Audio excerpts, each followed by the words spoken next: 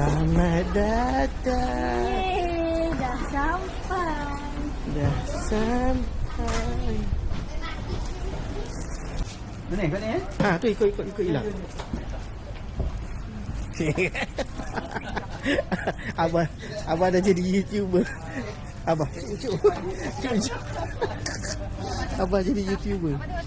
Oh. Tapi saya nampak banyak. Ikan bayar nampak? Banyak. Ikan bayar lepas.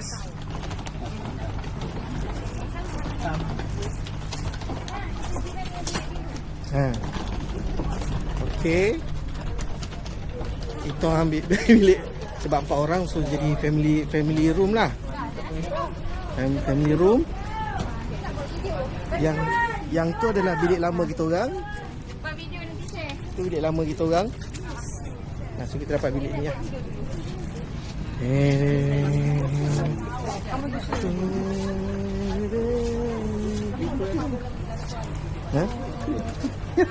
Dia sipar dah. Tapi dulu kita tu. Assalamualaikum. Welcome to Mark Lami Waterhouse.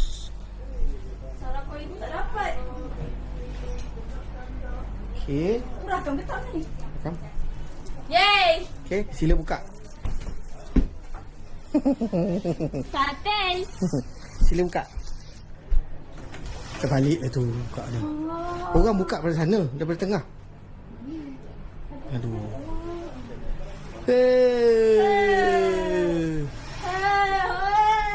Buka rasmian. Tengah. Hey. Oh, yo. Okey. Sila. Masuk. Turun lah. Nampak sokin. Masa?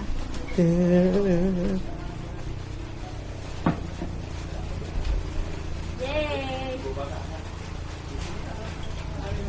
View Buih Dulang. Nampak.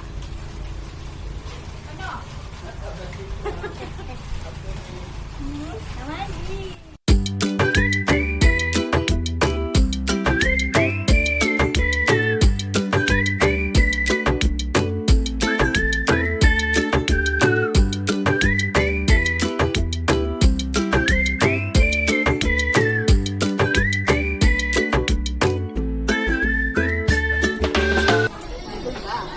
Cicak. Sekejap, kena tak ada tokai ayam. Okay, malam pertama, malam dinner yang pertama. Inilah dia. Ini ambil je lah, ketam apa semua ambil. Sekarang makan je lah ubat ya. Makan ubat ya. Ayam yang kena makan ubat. Sama. Balik. Apa ketamnya bersuka pendapat makan malam. Makan malam dia ketam dia okey. Manis. Buatnya Manis. Dah dekat dah nak gigi. Kalau bandingkan kalau makan dekat sana dengan kat sini, yang ini dia punya daging dia lagi lembut. Mana lah. Dia baru. Fresh, memang fresh. Lepas tu kat sini ayam dia sedap juga. Sofa Sofa sebut. Kalau nak Ayam bakar, nak bagi rating 5. Makanan untuk makanan. Untuk makanan 5. Daripada 5. Per 5. 4.5. Okey. Ayam dia okey.